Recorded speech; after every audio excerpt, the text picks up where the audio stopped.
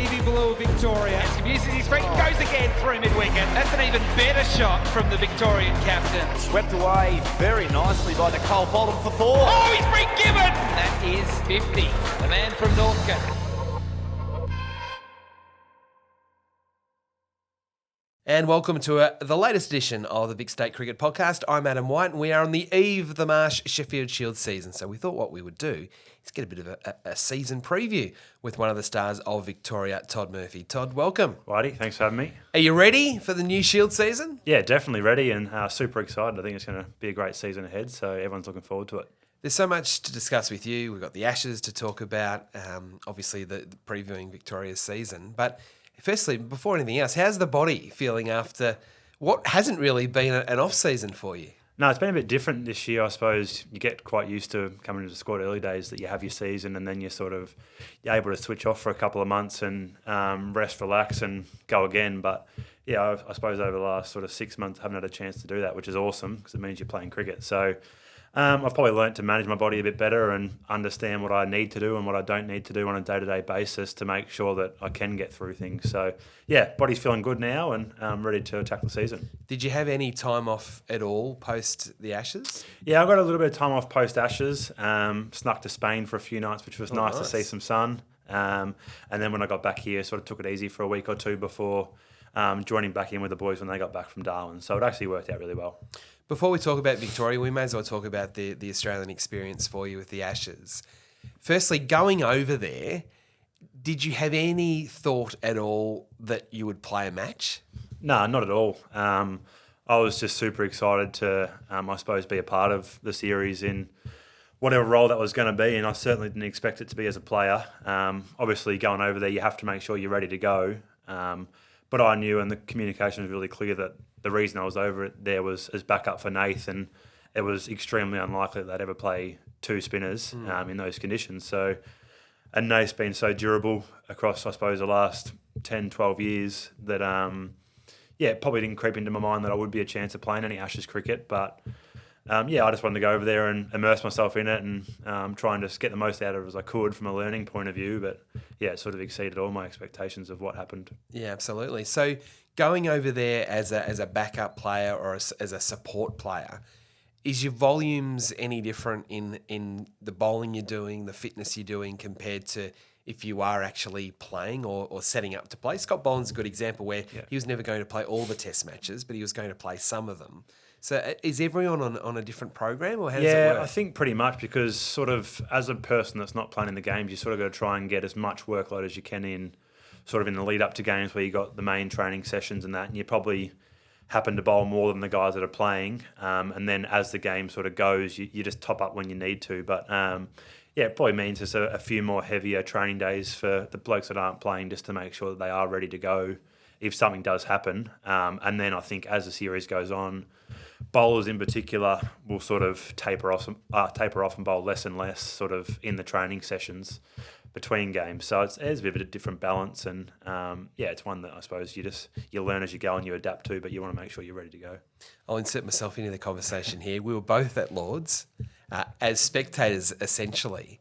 The moment that Nathan Lyon injured himself, I'd love to know what went through your mind as he's limping off. Yeah, it's a bit of a strange one, actually. That I don't know if many people know this, but that afternoon was the first afternoon that I wasn't at the cricket.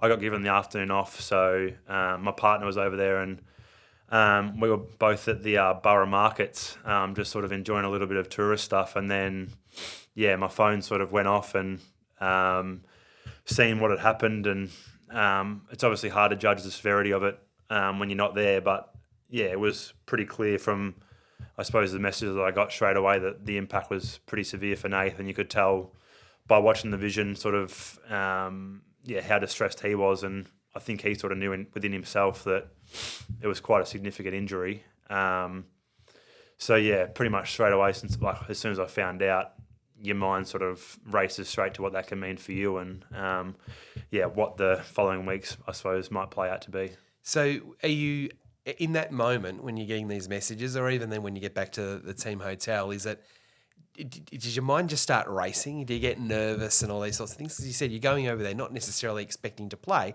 but having played for Australia already during the course of the calendar year. I'd love to know how your mindset changes. Yeah, it is. It's sort of an instant mindset change, and I suppose you probably in your head you play on all different scenarios of what might play out, and you're obviously super excited by the opportunity that you're going to be a part of some Ashes cricket, and then the nerves are there, and I suppose you're questioning whether you're good enough and all that sort of stuff, which I think pops into any athlete's mind when they sort of take the next step up. But yeah, I suppose when it's sort of leading into the game, you're more excited, and then as it sort of gets closer and closer, you're zoning a bit more to what you need to do and how you're going to try and best go about it. So it definitely all plays out. So when did you get told officially that you would play in Headingley? Because there was only a matter of, I think, 3 or 4 days between the Lord's Test finishing and the Headingley Test starting. Yeah, you're right. It was a short turnaround. So I think I found out officially 2 days before the Headingley Test that I was going to play.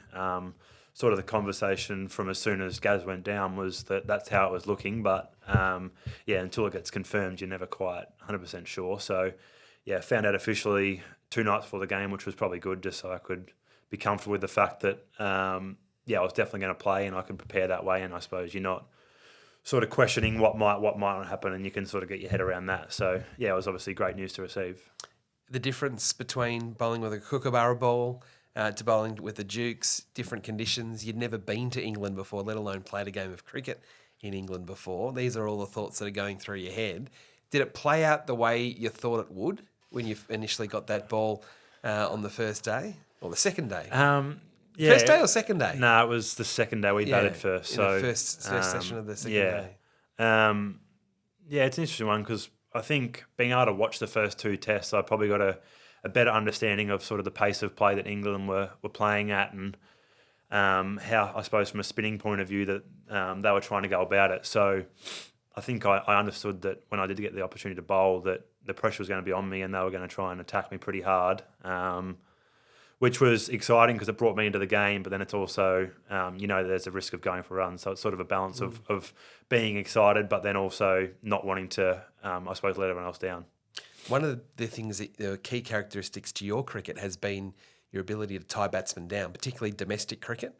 They can't get after you, even when they try. Then you're starting off bowling to Ben Stokes as one of the most aggressive batsmen in the world and was absolutely in the zone.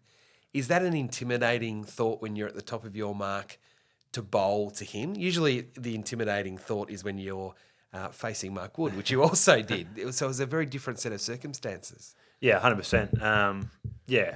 Without line, I was definitely at the top of my mark. Like you're nervous, and you know that if you don't execute, a bloke like that's standing there with not much fear when they're sort of 8-9 down, that he's going to try and hit you for 6. So the margin for error is quite small, and you've sort of seen him do it time and time again in previous years. So you know what he's capable of, which does make it even more daunting. What are your memories of that first spell and then that day where so much happened? It was quite chaotic. Yeah, things happened quite fast. I probably cost myself a little bit. I dropped a catch sort of in my first over back bowling when they were trying to go on the attack, and that, I think following that he hit me for 5 sixes and it all happened pretty quickly. But Paddy was awesome throughout that whole sort of session, and he just kept reiterating to me that my job was to keep attacking and try and take the wicket. So don't be intimidated by the way he's playing and keep being brave and trying to take the wicket for us. So it was really good messaging from him to give me the confidence, just no matter what was happening around me, to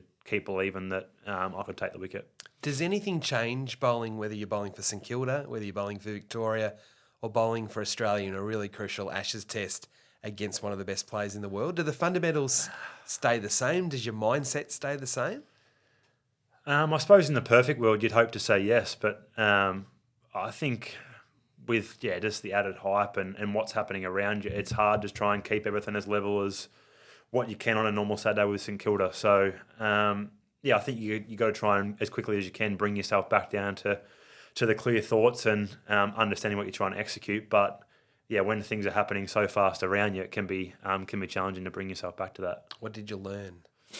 I'll probably learn a few things while I was over there, and not just I suppose from that spell, but probably just with the way they were playing at times probably didn't need to overcomplicate what I was doing, and also can just believe that, the way I bowl can be good enough in those situations and make those guys sort of try and hit my best ball for six instead of trying to change the way I bowl to try and accommodate for the way they were playing. So I think that was probably the biggest learning for me, was just going back to just nailing down what I do really well. And if they can, I suppose, get on top of me by doing that, then I can accept that. But if I go away from it and try and change to sort of accommodate for the way they're playing, then I'm going to be more disappointed on myself. You ultimately got Stokes out in that particular match. You didn't play the next test against England in Manchester, and then came back for the final test at the Oval. But it was a different set of circumstances for you. You actually got to bowl like Todd Murphy likes to bowl. You got into your rhythm, bowling longer spells, and really got into the match. How important was it from a consolidation point of view, probably more than anything else, to get that next opportunity? Yeah, definitely. I think walking away from Headingley, I was probably a little bit disappointed with how I bowled, and probably just didn't think I made the most of my opportunities when I got the ball. And then, it was obviously disappointing to miss out on the Manchester game. So to come back in for the Oval, I was, really keen, I suppose, just to go back to trying to nail down what I do well and what I've done, I suppose, for Victoria in my short stint here, and just believing that what works here can work at the next level as well, and not trying to chase something else. So, I think coming away from that game, it probably rooted to me that, how I go about it and trusting that it goes a long way in being able to play a role and be successful at the next level. What was it like being an Australian player in an Ashes series? The intensity, the focus, the crowds. It was quite crazy as a spectator or a member of the media, just from over the other side of the fence. What was it like to be part of it? Yeah, it was more than I probably expected. I knew Ashes cricket come with a lot of attention. And growing up, I've watched every Ashes series that's been, and you understand the severity of it and what it means to everyone. But I think being a part of this particular Ashes series, it did take me back a little bit of sort of what come with it, and it seemed that every day was a different story, and things just kept popping up and happening, and I suppose everyone seemed to have an opinion on what was going on around us, and then but it made for a hell of a series, and I think the cricket was unbelievable throughout, so it was amazing to be a part of. Did you pinch yourself a few times as someone that stays up late since you were a kid watching the Ashes series to actually be part of it? Do you have time to sort of soak it in and go, this is actually me doing this? There are people at home watching me on television with a baggy green cap on playing cricket for Australia. Yeah, 100%. And I think I try to keep bringing myself back to that, was no matter what was happening around me, that I never sort of expected this to happen. So I was over here and I was going to enjoy it. And whether I was bowling and getting whacked and getting abused from everyone in the crowd, I'll still have a smile on my face and go, well, this is still pretty bloody good, and I'm getting to do something that I've dreamed of doing. So, it was amazing to be a part of, and I did try and make sure I enjoyed it. Has your life changed? I mean, it has obviously, but it was only, I reckon, 2 years ago, about 2 years ago, that you're making your debut for Victoria out here at Junction Oval.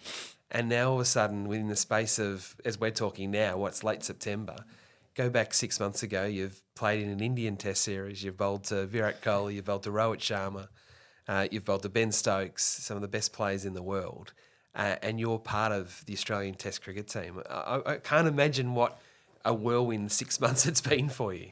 No, you're right, and it's a hard question to answer in the fact that it's happened so fast that I probably haven't had the chance to get my head around everything that's been happening, and I've sort of just tried to keep taking it, I suppose, one step at a time and just enjoying what I get to do, and not trying to get too caught up in the fact that I've been lucky enough to be playing for Australia, and just want to enjoy it and not put too much pressure on myself. But I suppose in some ways that there's some things that have changed, but I think the way that I go about my day-to-day life and all that sort of stuff, there's also not much that has changed. So, it's a tough one to answer, but what I've been lucky enough to be able to do over the last 6 months, I wouldn't change it for the world. Like, can you walk down the street now and go to the supermarket and just go about your business like you have been able to 12 months ago? Or is it... I think it changes from situation to situation. There's times where you get recognised and there's people trying to talk to you, and then there's other times where you can go about your business without anyone knowing who you are. So, it probably varies from day to day, and I probably do have a quite recognisable face with the glasses and everything like that. So, it's a lot more than I suppose there was, but it's definitely not too much. Are you a better bowler now than you were 6 months ago? I probably understand myself better and understand how I want to go about it and how I sort of structure my bowling. So I think with all that my learning's been accelerated over the last 6 months, and it's probably made me a better, well-rounded bowler. I don't think my best ball's any different to what it was sort of 6-12 months ago, but I suppose the consistency and everything that comes with bowling spin has sort of improved over that time. So I think I am a better bowler. We talk to professional athletes across all sports about the word validation. You get validation from bowling against the best, but you also get validation from being in a team of others that are representing their country that accept you as a teammate, accept you as a player, and rate you as a player. Does that help give you more confidence coming back now playing for Victoria, that the confidence you've got now from Pat Cummins, the fact that you've been around Steve Smith and David Warner now for multiple tours, that you're not so much you've made it, but you're a really good cricketer. Yeah, I think so, and I think sort of there's always times that even like I haven't played a hell of a lot of cricket for Victoria still. There was probably times last year where you're still questioning sort of whether you belong at that level and that. So to be able to go away over the off season and be able to play some international cricket, and I think you do. Yeah, you come back with a little bit extra confidence, and I'd like to think it's definitely not arrogance or anything like that, but I think I believe in myself a bit more than I suppose I did. And that, I think the people sort of around me can trust me a little bit more now, which is a nice feeling.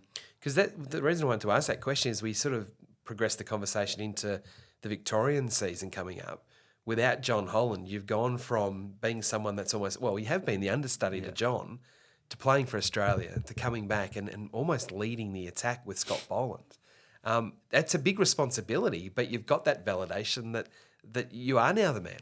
Yeah, I think it's exciting as well. You're right. Like, I've been behind Johnny for the last couple of years. I've been in the squad, and he's been so good for me and I suppose my development, and it's allowed me to sort of develop behind him without the pressure of being the main spinner. So it's probably been good in that sense. And now, I think it's about probably me trying to take the next step and be able to help Victoria win games of cricket and be able to go out there and bowl really important spells and help guys like Scotty and Sutho, Mitch Perry, Ferg out and build pressure from one end so they can go about their business from the other. So, it's definitely an exciting, I suppose, prospect that I'll get the chance to do that this year.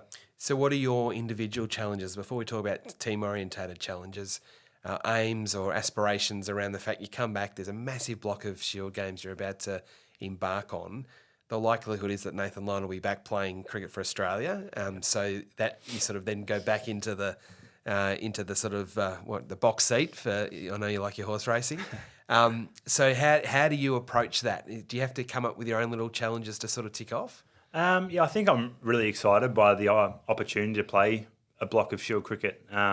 We've got 6 games in the first 2 months of the season, and I don't think I've played sort of 6 consecutive red ball games before. So I think that'll give me a really good opportunity to build on what I've been working on and, just build some continuity with bowling in red ball cricket, which I think as the season goes on, you always get more and more comfortable and confident in executing what you want to do. So I think from that sense, it really excites me. And then just the hunger to be able to contribute to Victoria and try and help us win some games of cricket.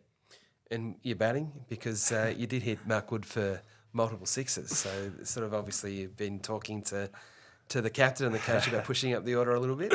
I don't know how long I can hold that two for, but batting's obviously it's good fun and something I really enjoy. But it's tough work around here. All the bowlers seem to be good batters, so I don't know how much opportunity I'll get with the bat this year. But any opportunity I suppose I can get to help the boys out and add a few little extra runs at the end is always a bonus. I forgot to ask you about that. I sort of thought we'd finish the Ashes discussion, but facing that speed, what was that like? Mark Wood, 158, 159 kilometres an hour.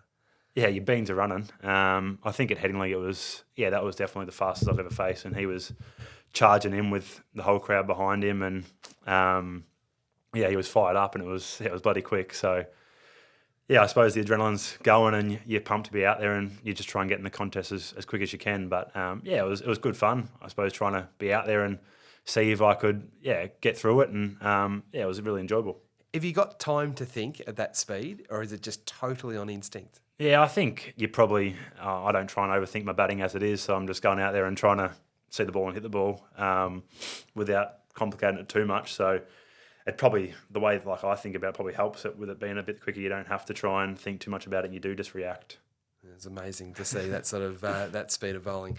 So back to Victoria, it's a different team, but it's the same team. It's kind of the team that was there for the second half of the year with Peter Handscomb coming back, and obviously you coming back playing a more prominent role as well. But a lot of the great stories of last year can come back and consolidate themselves in the team, and hopefully come up with some new stories, some new positive stories of Victorian cricket. Is that the sort of the theme that's going through the team at the moment? Yeah, definitely. I think last year we probably we touched on the fact that we're on a journey a fair bit, and we thought it might have taken a bit longer to sort of progress through that. And then I think guys sort of, especially in the back half of the year, took some massive strides in how they were playing their cricket. And I think the boys built some really good confidence on that, and knew that by playing their role that it didn't take for much to turn for us to be a really good cricket side. So I think coming back into this pre-season that I think everyone understands that when we get it right, we're a really good team. We're hard to beat. So I don't know if our expectations have sort of changed too much, but I think we know what we can do, and guys sort of trust their skill sets and trust the guys around them a bit more, and know that when we do bring it together, we're going to be challenging to beat for anyone. So that's really exciting, and I think the boys are keen to get out there and try and build on what we did last year. Like most sporting teams, momentum's such a powerful thing, and you had that in the back end of last year. Obviously, you didn't win the final. Do you feel that you can bring that momentum from last year into this year, even though there's been a gap of 4 or 5 months? Yeah, I think so. I think any time a season ends and a new one starts, there's probably fresh ambitions for every team, and teams are probably trying to grab the momentum as soon as they can early in the season. But I think for a lot of guys, the back half of last year is just going to install a great amount of confidence in themselves and everyone else around them that, the way we go about it around here is working, and it doesn't take much for us to find it, and then we are going to be hard to stop. So, I think the boys are going to be really keen to start the year well and try and build on what we did last year. A couple of comments on some of the individual players. Will Sutherland is officially now the new captain, taking over from Peter Handscomb for Sheffield Shield cricket. You obviously have experienced Will now for a little while. How do you think he'll go now he's the permanent man in charge? Do you think he'll stay with what he was doing, or there'll be a few little refinements? Yeah, I think he'll thrive off it. I don't think it'll sort of change the way he plays his cricket. And I think he'll still be an excellent all-rounder for us and contribute heavily with the bat and the ball. But, he's a great leader, and I think as a younger squad, boys really look up to him and want to follow him. So I think he'll be great, and it's probably a timing where Pete can help him out, and we've got guys like Marcus Harris around as well that can help guide him through the journey of starting out his young captaincy career. So I think the balance is really good there, and I think he's in for another big year, and I think he'll really enjoy the captaincy. Now, our first guest last week was Peter Siddle on the Vic State Cricket Podcast, coming back to the Vics. Have you had anything to do with Pete before he came back a couple of weeks ago? Yeah, I think the year I joined the Vics, my first contract was the year that Sid's left. So I don't think we crossed over really much at all. But obviously a guy that you've watched on TV for many years previous, and you know what he's capable of. So I think to have a guy that wants to come back to Victoria of his calibre, it's awesome, and it's been a great addition to the squad. And I think he's come back and he's really keen to pass on sort of all his knowledge to the younger guys. And he brings a really good energy, and I think the boys are really enjoying having him around. What's it been like to see Matt Short play for Australia? Similar time to you, different coloured ball that he's playing with when he's representing Australia. But like you, he's had a meteoric rise in the last 12 months. It's been awesome. Absolutely loved watching, I suppose, him progress over ever since the last BBL. I think his game went to a new level, and it was probably off the back of just a bit of confidence. I think we all knew around here of what he was capable of, and there was glimpses that he'd shown to us in the start of the seasons and all the pre-seasons that when it clicks, he's going to be a hell of a player. And I think that BBL tournament where, he had an unbelievable time of it, I think he's just grown off the back of that, and he's really confident in the way he wants to go out and play, and he trusts that. And it's been awesome to watch him sort of do what he's done over the last 6 months, and I hope it keeps going for him because it's been great to watch. One thing that's intangible is team spirit, and it's one thing that was clear last year watching is how close you are as a group, and it is that real squad mentality. You know, I could ask you about 15, 16 players that will play for Victoria at some point through this year, whether it be Will Pekowski coming back. We talked about Peter Siddle when Matt Short comes back from India.